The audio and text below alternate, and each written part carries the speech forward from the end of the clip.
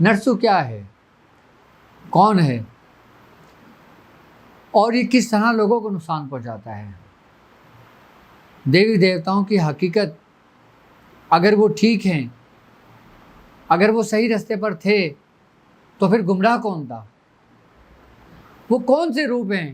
جنہوں نے شیاطینی روپ دھارے جن سے لوگوں کو نقصان پہنچا؟ کیا یہ انسان کو مارنے کی قوت رکھتے ہیں؟ کیا یہ انسان کی جان لے لیتے ہیں؟ اور ہماری وہ کون سی قوتیں ہیں جو مختلف صورت اختیار کر لیتی ہے؟ ہماری وہ کون سی قوت ہے جو ایک ایسی صورت اختیار کر لیتی ہے اور وہ صورت ہے ہم جیسا خیال باندھتے ہیں، پھر وہ ہمارے سامنے اسی دیوی دیوتاؤں کے روپ میں سامنے ہوتے ہیں اور کہتے ہیں ہم فلاں دیوی ہیں، ہم فلاں دیوتا ہیں۔ جانیے اس کی حقیقت۔ بسم اللہ الرحمن الرحیم۔ السلام علیکم ورحمۃ اللہ وبرکاتہ۔ میں اپنے نئے آنے والے معزز ممبران کو اپنے گھر میں خوش آمدید کہتا ہوں، اور خاص کر وہ سلسلہ جو ہم نے آپ کی محبت میں، آپ کے بےحد اصرار پر میتھولوجی سلسلہ جو شروع کیا ہے، ہم انشاءاللہ تعالیٰ اس میں مزید آپ کے لیے حیرت انگیز واقعات اور حقیقت پر مبنی داستان، اور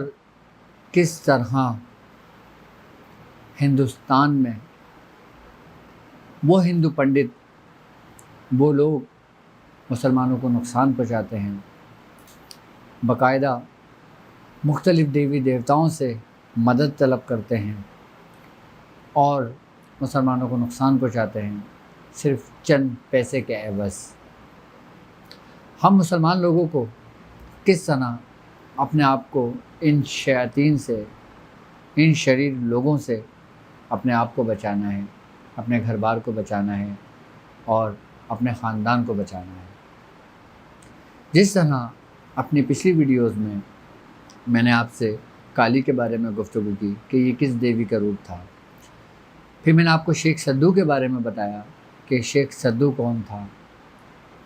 پھر میں نے آپ کو مزید ان شیاطین کے بارے میں ڈیٹیل سے بتایا جو اس سے پہلے آپ نے شاید نہ سنا تھا اور شاید آپ نے کتابوں میں بھی نہیں پڑھا تھا۔ یہ الحمدللہ میں آپ سے وہ بات کرتا ہوں جو ہمارے استادوں کے، ہمارے پیر و مرشد کے، اور باقاعدہ ہمارے خود کے جو تجربات ہوتے ہیں، ہم آپ سے وہ باتیں شیئر کرتے ہیں، اور امید کرتے ہیں کہ آپ کو یہ تمام باتیں پسند آتی ہوں گی اور آپ کو مزید رہنمائی ملتی ہوگی۔ اور جو لوگ روحانی سفر میں اس وقت میرے ساتھ شامل ہیں، میری ہر ویڈیو ان کے لیے ایک مشعل راہ ہے، میری آنے والی نسلوں کے لیے اور آپ کی آنے والی نسلوں کے لیے انشاءاللہ میری ہر ویڈیو ان کے لیے ایک قیمتی خزانے کے برابر ہوگی۔ جب تک میں آپ کے درمیان ہوں، میں انشاءاللہ تعالیٰ آپ کو راہ سلوک میں، آپ کو روحانیت کے رستے میں، آپ کو ان ایسے رستوں سے وقتاً فوقتاً آپ کو آگاہی دیتا رہوں گا کہ جس رستے پہ ہم چل رہے ہیں اس میں کن کن شیاطین کا سامنا ہمارے ساتھ ہوتا ہے، اور ہم کن کن تکلیفوں سے گزرتے ہیں، اور وہ کون سے راستہ ہوتا ہے کہ جس میں ہم ایک لمحے کے لیے غافل ہوتے ہیں اور یہ شریر شیاطین ہم پر حاضر ہو جاتے ہیں۔ میں چاہتا ہوں کہ آپ سے ہر وہ بات کھل کر کروں جو مجھے نہیں کرنی چاہیے، لیکن میں آپ سے کروں گا صرف اس لیے کہ آپ کو ہر ایک چیز کا نالج ہونا بہت ضروری ہے آپ کے لیے۔ جس طرح میں نے میتھولوجی سلسلہ ایک شروع کیا ہے، ابھی ہم ہندوستان کے دیوی دیوتاؤں پر ہیں اور ہماری سیریز کا آغاز ہو چکا ہے۔ آج یہ تیسرا پارٹ آپ دیکھ رہے ہیں، اور میں سمجھتا ہوں کہ اگر ہم ابھی ہندوستان کے دیوی دیوتاؤں پر ہی اگر بات کریں گے تو ہمیں تھوڑا سا سفر کرنا پڑے گا آپ کو میرے ساتھ۔ شاید اس میں 5 ایپیسوڈ بن جائیں یا 6 بن جائیں یا 10 بن جائیں۔ میں چاہتا ہوں کہ ہر چیز ایک سیریل وائز ہو، ایک ترتیب کے ساتھ ہو۔ اگر میں نے ہندوستان کے دیوی دیوتاؤں کا سلسلہ شروع کیا ہے تو میں پہلے مکمل ہندوستان کے دیوی دیوتاؤں کو ہی کروں گا، اس کے بعد پھر میں مصر کے دیوی دیوتاؤں کے بارے میں بات کروں گا، اس کے بعد پھر میں یونان کے دیوی دیوتاؤں کی بات کروں گا،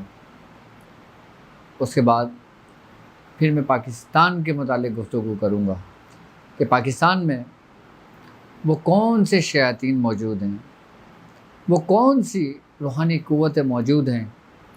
اور وہ کون سی شیطانی قوتیں موجود ہیں کہ اور کہاں کہاں واقع ہیں۔ اس وقت پاکستان میں روحانیت کا مرکز کس جگہ پر ہے، اور لوگ اس جگہ سے کس طرح فیض لیتے ہیں، اور ان شیاطین کا جو اس راستے پہ چل رہے ہیں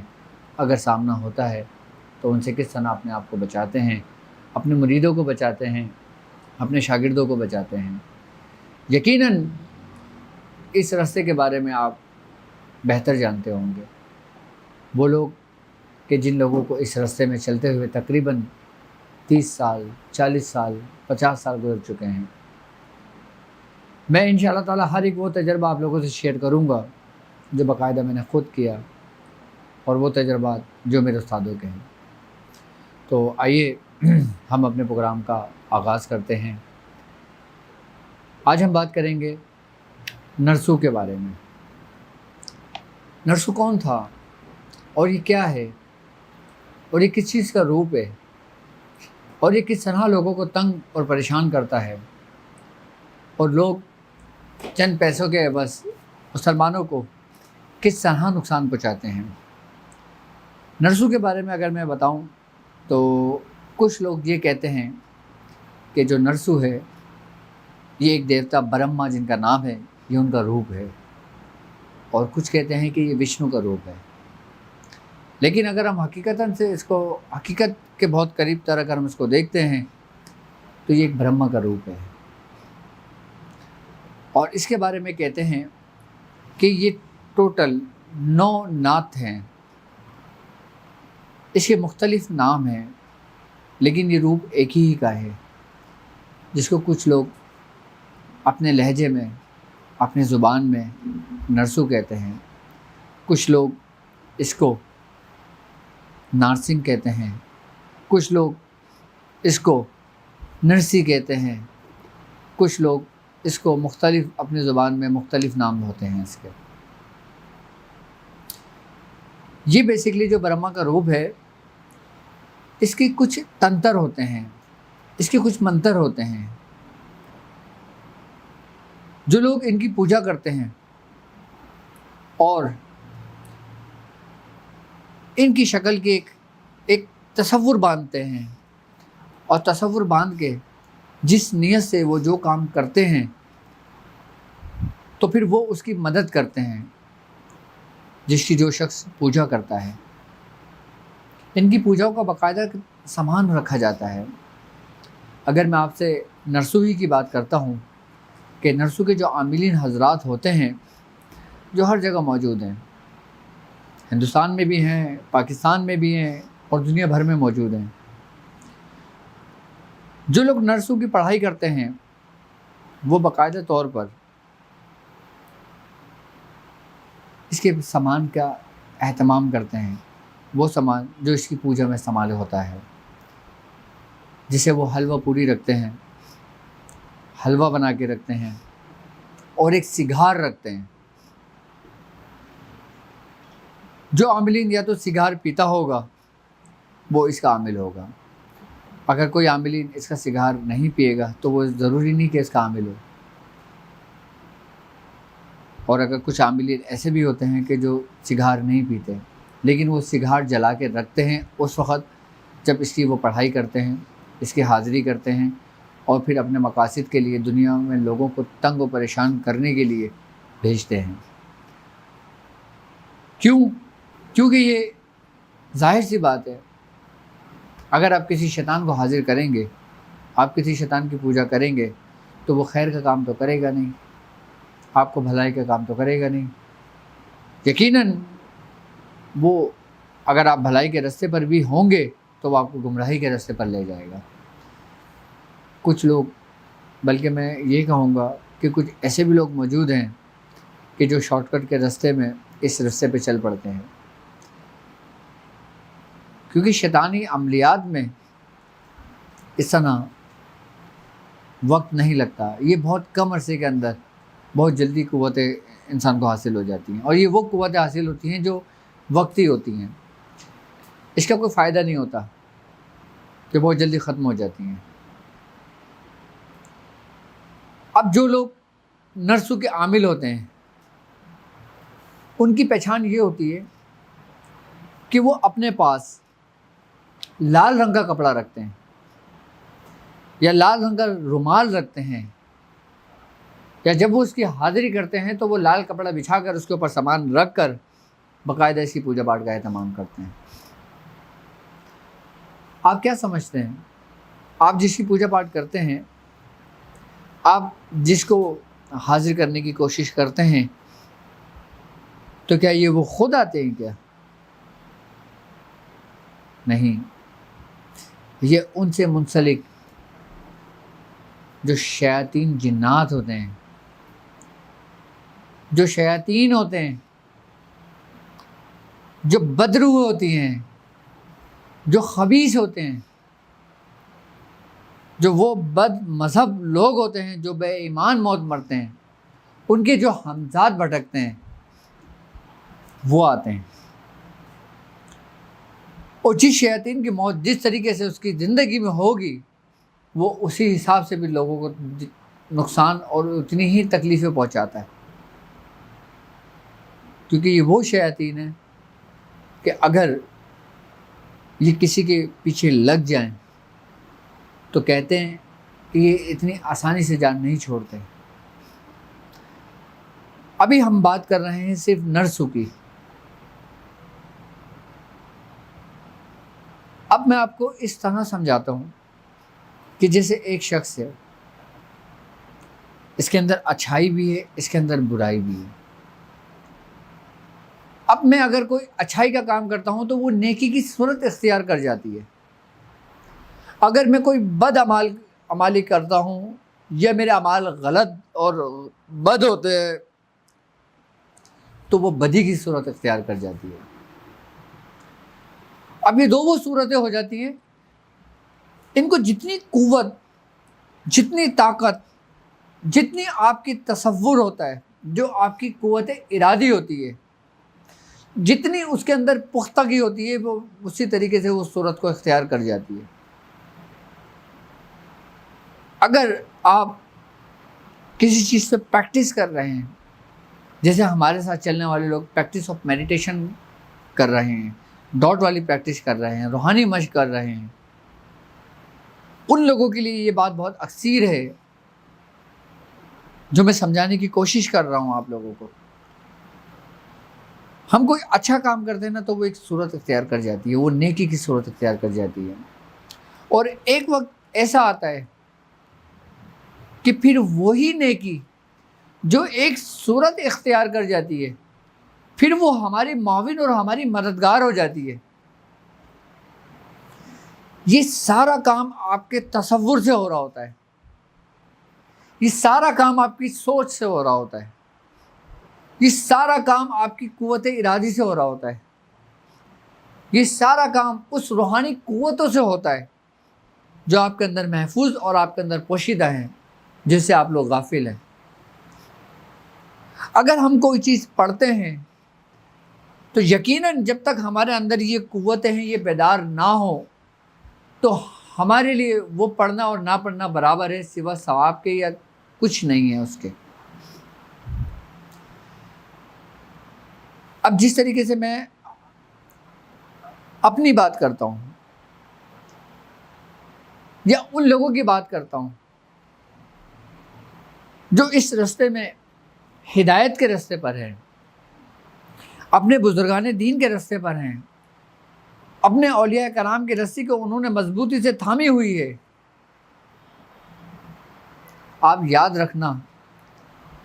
کہ جو جس کے سپرد ہوتا ہے، یعنی کہ جس شیخ کے ہاتھ میں اس نے ہاتھ دیا ہوتا ہے، یا جو شاگرد جس استاد کا شاگرد ہوتا ہے، اس کی توجہ، اس کی اجازت، وہ جب آپ کو کوئی سبق دیتا ہے، جب آپ کو کسی چیز کی اجازت دیتا ہے، تو وہ اس اجازت کے ذریعے اپنی قوت، جسے قوت ارادی کہتے ہیں، جسے ہم تخیل کہتے ہیں، جو ہم تصور میں قائم کر کے ایک روحانی قوت کو حاصل کرتے ہیں، وہ اس اجازت کے ذریعے اس شاگرد میں، اس مرید میں اس کو منتقل کرتا ہے۔ وہ استاد ان قوتوں کے ذریعے اس کے جسم کے اندر منتقل کرتا ہے۔ اب آپ کو اجازت کی اہمیت پتہ ہوگی کہ اجازت کیوں لینا ضروری ہوتا ہے، اجازت ہم کیوں لیتے ہیں، اور اجازت سے ہمیں کیا فائدہ ہوتا ہے۔ یعنی کہ جو استاد اپنے شاگرد کو کسی چیز کی اجازت دیتا ہے نا، تو جس چیز پہ اس نے محنت کی ہوئی ہوتی ہے وہ اس میں منتقل کرتا ہے۔ اب جب اس میں وہ منتقل کرتا ہے اور پھر وہ اپنے شیخ کے رستے پہ چلتا ہے، جس رستے پہ اس نے اس کو حکم دیا ہے، تو ایک وقت میں اس کا تصور، اس کی سوچ، اس کی یکسوئی، اس کی قوت ارادی ایک مکمل طور پر ایک صورت اختیار کر جاتی ہے جو اس کے معاون و مددگار ہو جاتی ہے۔ آج سائنس بھی اس بات کو مانتی ہے، اس کو ایکسیپٹ کرتی ہے کہ انسان جیسا سوچتا ہے، انسان جس سوچوں میں گم ہو جاتا ہے، پھر اس جیسی وہ کیفیت اس کے اندر پیدا ہونے لگ جاتی ہیں، کیونکہ وہ دماغ کو پیغامات پہنچ رہے ہوتے ہیں، دماغ اس سے ایکٹیو ہو رہا ہوتا ہے۔ کیوں کہتے ہیں بزرگان دین کہ آپ پہلے توجہ کریں؟ یہ سب کچھ سمجھانے کا مقصد آپ کو یہی ہے کہ ہم جس رستے پہ چل رہے ہیں نا، اس کو آپ یہ کہہ لیں کہ یہ انتہائی خطرناک راستہ ہے، بنا مرشد کے، بنا استاد کے۔ یہ ایک ایسا راستہ ہے کہ اس میں ہر طرف آگے آگے، ہر طرف شعلے ہی شعلے ہیں، اور آپ نے چلنا ہے۔ اور استاد کی اہمیت اور حیثیت ایسے ہے کہ جیسے آپ کے ہر طرف شعلے بکھرے ہوئے ہیں، استاد آپ کو آتا ہے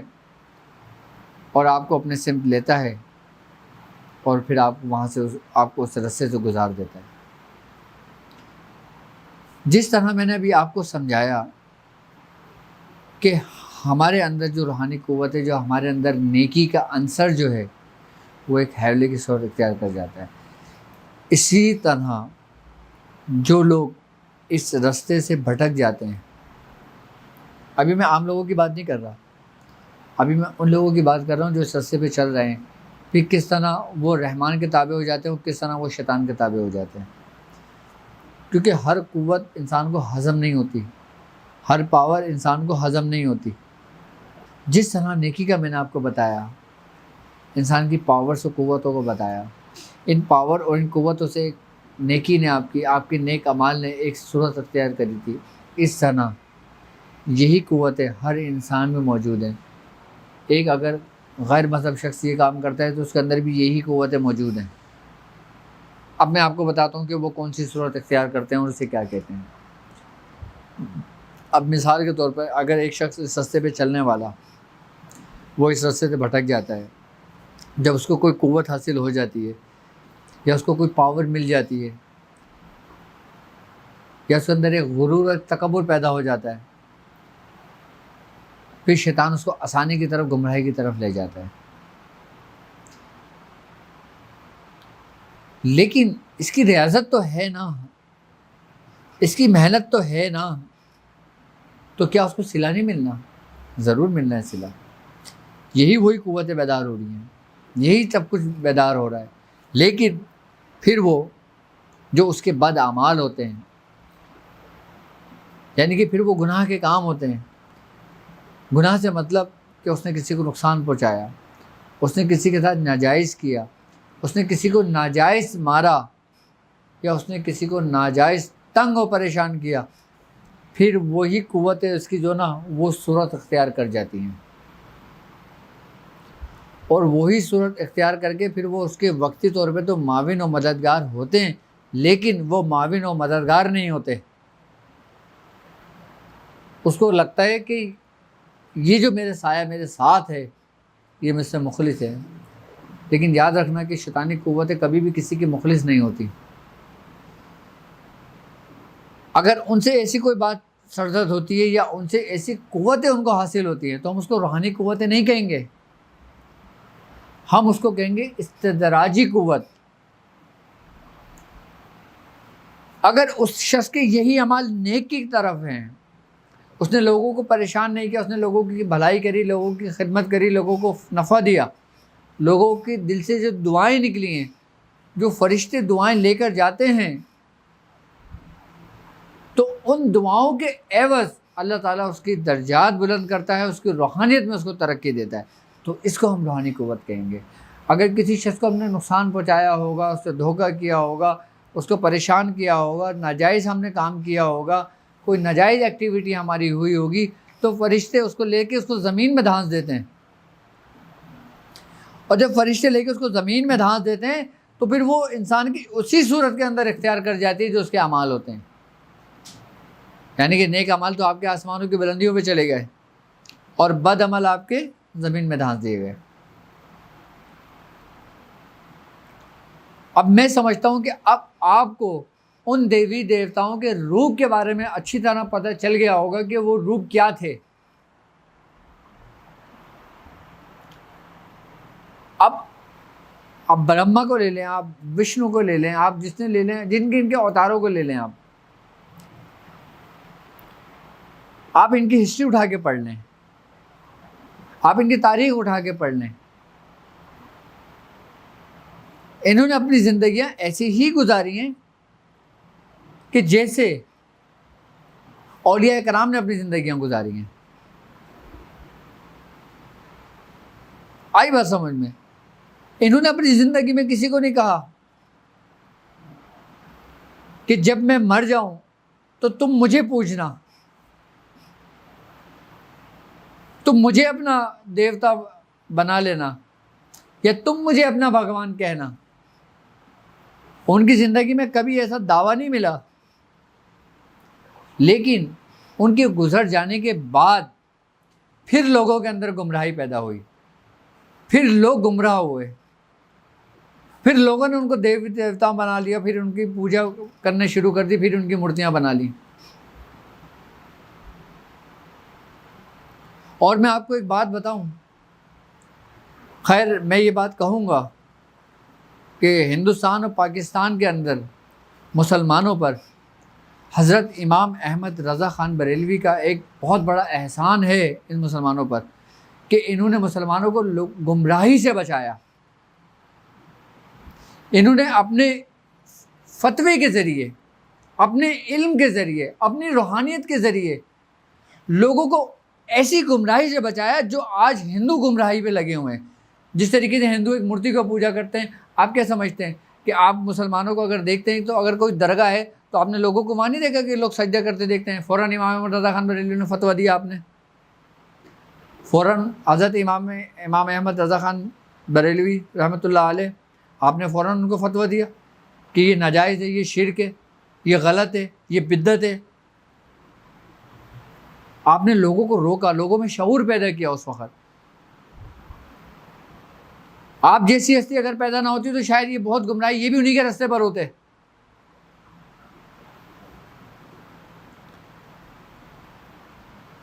بھائی ایسے ہی ہے نا کہ جس طرح ہمارے جو اولیاء کرام ہیں،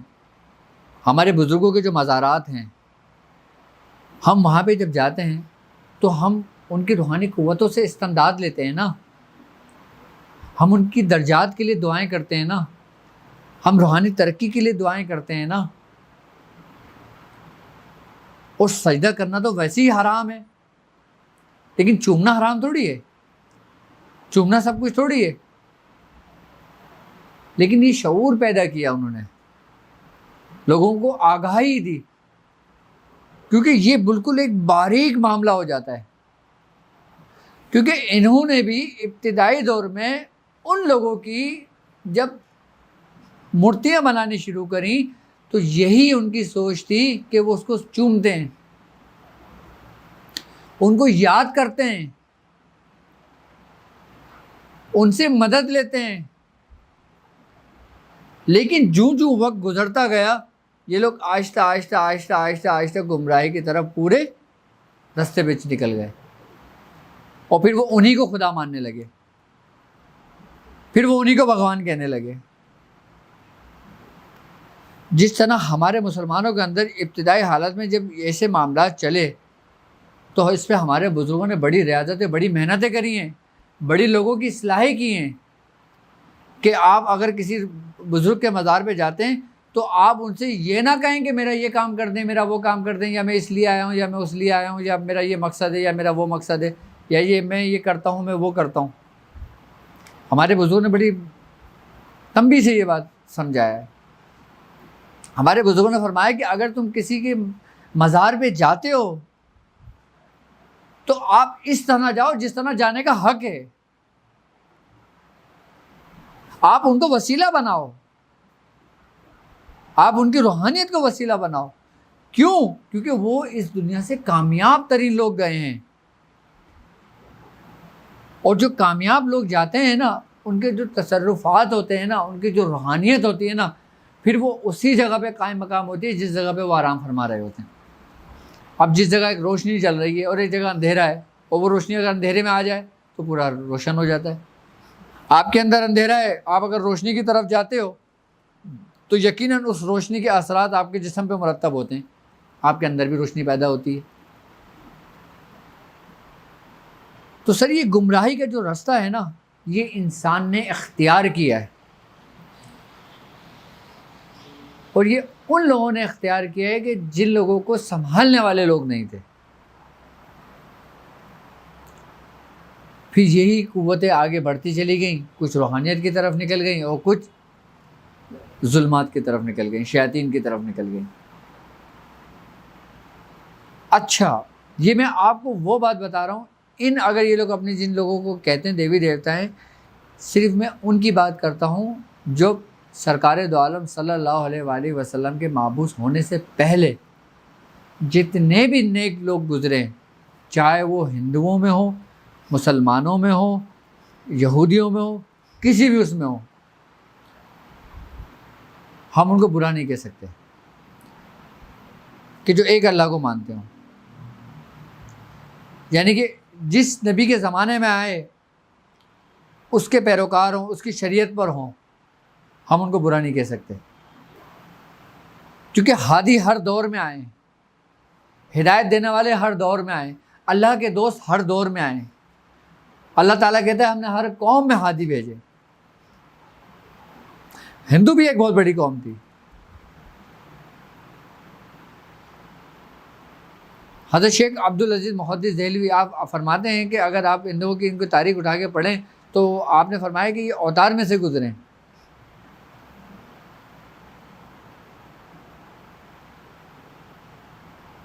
آپ ان کی سامان حیات اٹھا کے پڑھیں گے، ان میں کہیں بھی نہیں آپ کو ایسا لکھے گا کہیں شرک کا عنصر ہو، لیکن گمراہی آج کے دور کے لوگوں نے کی ہے، اب کے دور کے لوگوں نے کی ہے۔ لیکن یہ بات یاد رکھنا، اب اگر کوئی نیک شخص چاہے کسی بھی مذہب میں ہو، کیسا بھی ہو، جب تک وہ سرکار دو عالم صلی اللہ علیہ وآلہ وسلم کی رسالت کو قبول نہیں کرتا، اس کی ساری پارسائی اس کے منہ پہ ماری جائے گی، کوئی قابل قبول نہیں ہوگی، چاہے وہ کسی بھی مذہب سے تعلق رکھتا ہو، چاہے وہ کتنا ہی نیک ہو کیوں نہ ہو۔ اس کو آپ نیک بندہ نہیں کہہ سکتے، اس کو نیک ولی نہیں کہہ سکتے آپ۔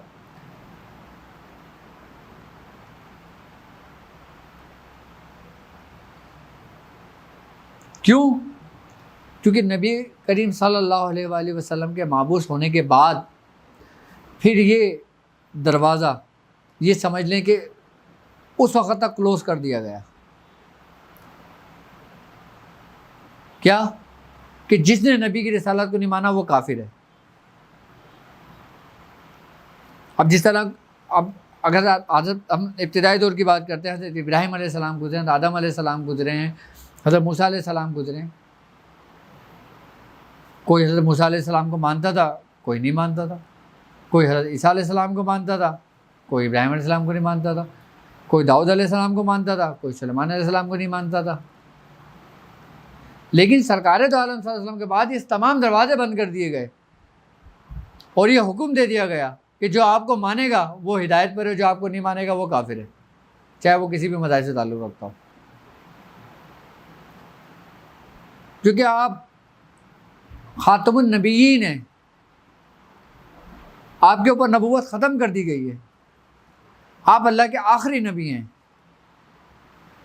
اور ایسے اللہ کے نبی ہیں کہ اللہ تبارک تعالیٰ نے اپنی تمام نعمتیں آپ پہ تمام کر دی ہیں. اب آپ کے دل میں یہ خیال پیدا ہوا ہوگا، یقیناً ہوا ہوگا، کہ جن دیوی دیوتاؤں کی یہ لوگ بات کرتے ہیں اگر وہ صحیح تھے یا نیک لوگ تھے تو پھر ان کے ذریعے غلط کام کیوں ہوتا ہے؟ پھر انہوں نے ایسے بھیانک روگ کیوں اختیار کیے؟ پھر کیوں انہوں نے ایسے شیطانیت کی طرف چلے گئے؟ کیا یہ وہی ہیں؟ اس کی کیا حقیقت ہے؟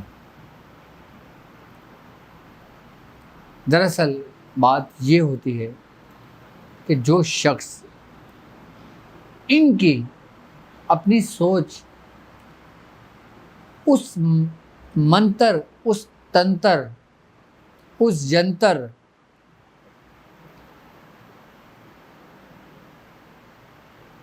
جو اس کو تعلیم کیے جاتے ہیں ان کے ذریعے جب وہ ان کی پوجا پاٹ کرتا ہے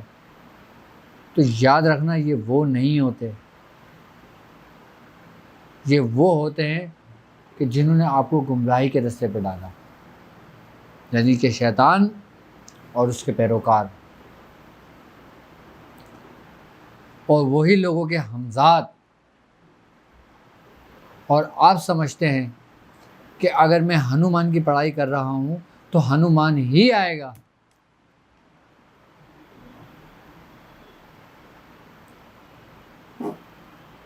آپ جیسا خیال اور جیسا تصور رکھتے ہو نا، میں نے ابھی آپ کو تھوڑی دیر پہلے کیا سمجھایا تھا کہ ہم جیسا تصور رکھتے ہیں، ہم جیسا خیال رکھتے ہیں، ہم جیسا سوچتے ہیں، پھر وہ ایک صورت اختیار کر جاتی ہے. امید کرتا ہوں کہ نرسو کے متعلق آپ کو کافی حد تک سمجھ میں آ گیا ہوگا کہ نرسو کیا ہے. اب ہم بات کرتے ہیں کہ کس طرح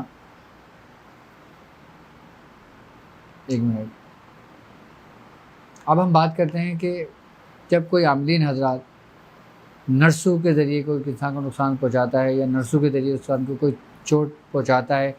یا اس کو کوئی مٹھ مارتا ہے تو اس کے کیا سمٹم انسان کے جسم کے اندر پیدا ہوتے ہیں. سب سے پہلی بات یہ ہوتی ہے کہ جو نرسوں کا عمل جو ہوتا ہے، جو عاملین حضرات کرتے ہیں، جس طرح میں نے آپ کو بتایا کہ یہ 9 نت ہیں اور یہ مختلف کیفیات ہوتی ہیں ان کی. جیسے مثال کے طور پر اگر میں نرسوئی کی بات کرتا ہوں تو یہ سب سے پہلے انسان کی بینائی پہ اثر انداز ہوتا ہے، یعنی کہ انسان کی بینائی کم ہونی شروع ہو جاتی ہے، اس کی آنکھوں میں دھندلا پن سا آنے لگتا ہے. اور دوسری بات یہ ہے کہ اس کے پیٹ میں وقتاً فوقتاً، یعنی کہ کبھی کبھار سے مطلب ہے وہ دن میں 2 سے 3 مرتبہ اس کے پیٹ میں شدید سا درد اٹھے گا، ایک ایسی ٹیس سے اٹھے گی اور بہت شدت کی ہوگی وہ. اور اس کے ساتھ ساتھ اس کی جو ریڑھ کی ہڈی ہے نا وہ اس کی متاثر ہونی شروع ہو جائے گی. نرسو جو ہوتا ہے وہ انسان کو پھر یہ کیفیت پیدا کر دیتا ہے. اچھا، نرسو سب سے زیادہ جو متاثر کرتا ہے نا وہ سمجھ لیں کہ چھوٹے بچوں کو کرتا ہے، یعنی کہ ان کو کرتا ہے جو کنواری لڑکیاں ہوتی ہیں، جو کنوارے لڑکے بچے ہوتے ہیں، یہ ان کے اوپر بہت زیادہ اثر انداز ہوتا ہے. اور باقاعدہ نرسوں کے ذریعے یہ لوگ جو نقصان پہنچاتے ہیں یہ عورت کی کوکھ تک باندھ دیتے ہیں، یعنی کہ اس سے بچے بھی نہیں ہوتے. تو یہ مختلف سمٹمس پیدا ہو جاتے ہیں انسان کے جسم کے اندر، یہ مختلف حالتیں پیدا ہو جاتی ہیں، اور باقاعدہ طور پہ جب یہ کسی کے اوپر حاضر ہوتا ہے تو یہ باقاعدہ خود کلام کرتا ہے، خود نام لیتا ہے اپنا۔ یہ وہی شیاطین جو میں نے آپ کو جیسا بتایا تھا، یہ وہی اس کی جس نے بھیجا ہوتا ہے، اسی کی یہ شیطانی قوتیں ہوتی ہیں جو ایک صورت اختیار کر کے پھر اس کو منتقل کرتے ہیں۔ تو پھر وہ جیسا وہ بولتا ہے وہ اس کو بولنے شروع ہو جاتے ہیں۔ انسان کی کیفیت ایسی ہو جاتی ہے کہ انسان کے جسم کے اندر سے ایک بدبو سے آنی شروع ہو جاتی ہے۔ اچھا، نرسوں کی ایک بات یہ ہے کہ یہ جب بھی آئے گا نا تو اس کے اندر مچھلی کی بدبو آتی ہے، اور ایسی مچھلی کی بدبو آتی ہے جیسے مچھلی سڑ جاتی ہے، جیسے مچھلی کے اندر ایک بسیان سی پیدا ہو جاتی ہے۔ اب اس کا طریقہ کار سن لیں آپ۔ جس طرح میں نے آپ کو پہلے ویڈیوز میں آپ کو بتایا تھا کہ آپ اپنے گھر کے اندر ہر منگل کو، اگر آپ ہر منگل نہیں کر سکتے تو آپ کم از کم مہینے میں جو ایک منگل آتا ہے، جو شروع کا منگل ہوگا، چاند کی پہلی تاریخ کا جو منگل ہوگا، آپ اس میں حضرت شیخ جمال الدین جان من جمن جنتی کی فاتحہ نظر کا اہتمام کریں، اور اس پہ جو کچھ کھانے کو بنوائیں، زردہ بنوائیں یا کچھ اور بنوا لیں، آپ پھر ان کو اپنے گھر والوں میں، بچوں میں، سب میں تقسیم کر دیں۔ آپ کا گھر ان شیاطین سے محفوظ رہے گا۔ اور دوسری بات یہ ہے کہ سورہ قریش کی رسی کو آپ لوگ مضبوطی سے تھام لو۔ سورہ قریش میں نے آپ کو کیوں تعلیم کی ہے؟ اس لیے کہ اس سے آپ کے تمام مسائل کا حل ہے۔ کوئی شیاطین اس کے آگے نہیں ٹک سکتا، چاہے وہ شیطانی قوتیں شیطان ہی کی کیوں نہ ہو، اس کو بھی مات دے دیتی ہے اس لیے۔ آپ لوگ گھر میں روزانہ 40 مرتبہ اس چیز کا اہتمام کریں، 40 مرتبہ روزانہ پڑھیں، اور پڑھنے کے بعد ایک پانی میں دم کر لیں، سب گھر والوں کو پانی پلائیں، اپنے پورے گھر میں چھڑکیں۔ آپ روز کریں انشاءاللہ تعالیٰ، ہفتے 10 دن آپ یہ کام کر لیں گے، آپ کا گھر بھی حفاظت میں آ جائے گا۔ اور ایک کام اور کر لیں کہ اگر کسی شخص کو یہ ڈر ہو کہ نرسوں کا عامل ان کے گھر کے قریب رہتا ہے،